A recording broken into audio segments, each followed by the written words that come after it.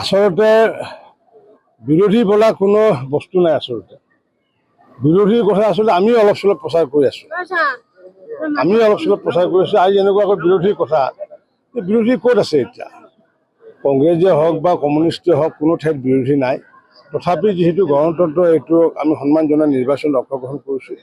সকলো ৰাইজে আমি ইতিমধ্যে ভোটত অংশগ্ৰহণ নকৰোঁতে বহুতোক আমি আনকণ্টেষ্ট জিকালে, আৰু বাকী যিসমূহত আমি নিৰ্বাচন খেলি আছোঁ সকলো চিট ভাৰতীয় জনতা পাৰ্টী আৰু অসম গণ পৰিষদৰ প্ৰাৰ্থীয়ে জয়যুক্ত হ'ব।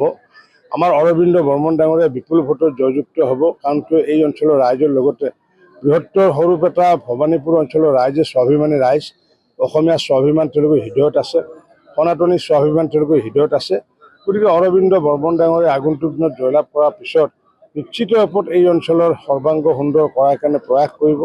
প্ৰতিটো আঞ্চলিক পঞ্চায়তো জয়লাভ কৰিব। আমি গাঁৱৰ ৰাইজক আহ্বান জনাইছোঁ, এইবাৰ যাতে ভাল মেম্বাৰ যাতে চিলেক্ট কৰে, আৰু যাৰ কাৰণে আমি নিজে এইবাৰ আইন প্ৰণয়ন কৰি আমি কোনো ধৰণৰ দলীয় প্ৰতীকৰ ব্যৱস্থা নকৰি আমি সকলোকে নিৰ্দলীয়ভাৱে ৰাইজক ক্ষমতা দিছোঁ। কাৰণ কিয়, পূৰ্বতে পাৰ্টীয়ে যেতিয়া টিকট দিয়ে, বিভিন্ন কাৰণত দলীয় মানুহক ৰাইজে নিৰ্বাচিত কৰাই বা কৰিবলৈ বাধ্য হয়। এইবাৰ আমি সেই ব্যৱস্থা নোহোৱা কৰি দিছোঁ। আমি এইবাৰ পোনপটীয়াকৈ ৰাইজক দায়িত্ব অৰ্পণ কৰিছোঁ, যাতে তেওঁলোকে নিজাকৈ যাতে বিবেক ভোট এপ্লাই কৰি যাতে ভাল মানে 10টা যাতে প্ৰাৰ্থী যাতে প্ৰতিটো খণ্ডত যে নিৰ্বাচিত কৰে, আমি সেইটো আহ্বান জনাইছোঁ। মানে চেয়াৰমেন পদৰ দায়িত্বটো হৈছে আচলতে আমাৰ যিকেইটা জিলা পৰিষদৰ সদস্য। তথাপি যিহেতু দায়িত্বত আছোঁ, গতিকে আগন্তুক দিনত এই জিলা পৰিষদৰ পৰা অধিক ভোট যদি পায়, পাৰ্চেণ্টেজৰ ভিতৰত যদি মধ্য বজালী, দক্ষিণ বজালীৰ পৰা হওক বা আমাৰ উত্তৰ বজালীৰ হওক বা দক্ষিণ পশ্চিম বজালীৰ পাৰ্চেণ্টেজ ৱাইজত যদি ভোট পায়, তেতিয়াহ'লে তেওঁ চেয়াৰমেন হ'ব। আচলতে বিৰোধী বোলা কোনো বস্তু নাই। আচলতে বিৰোধীৰ কথা আচলতে আমি অলপ চলপ প্ৰচাৰ কৰি আছোঁ। আজি এনেকুৱাকৈ বিৰোধীৰ কথা, বিৰোধী ক'ত আছে এতিয়া?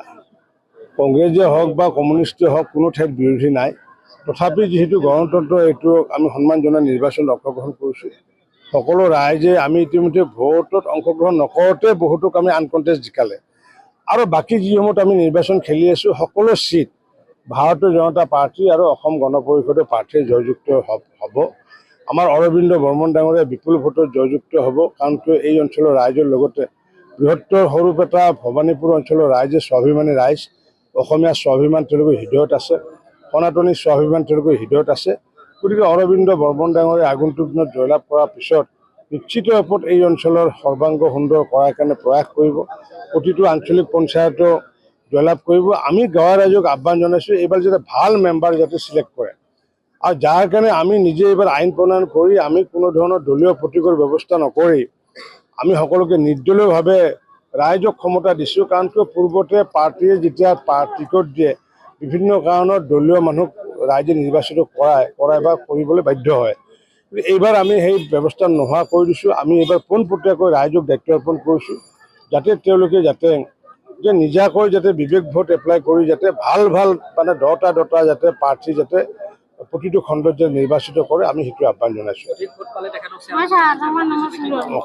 মানে চেয়াৰমেন পদৰ দায়িত্বটো হৈছে আচলতে আমাৰ যিকেইটা জিলা পৰিষদৰ সদস্য। তথাপি যিহেতু দায়িত্বত আছোঁ, গতিকে আগন্তুক দিনত এই জিলা পৰিষদৰ পৰা অধিক ভোট যদি পায়, পাৰ্চেণ্টেজৰ ভিতৰত যদি মধ্য বজালী, দক্ষিণ বজালীৰ পৰা হওক বা আমাৰ উত্তৰ বজালীৰ হওক বা দক্ষিণ পশ্চিম বজালীৰ পাৰ্চেণ্টেজ ৱাইজত যদি ভোট পায়, তেতিয়াহ'লে তেওঁ চেয়াৰমেন হ'ব।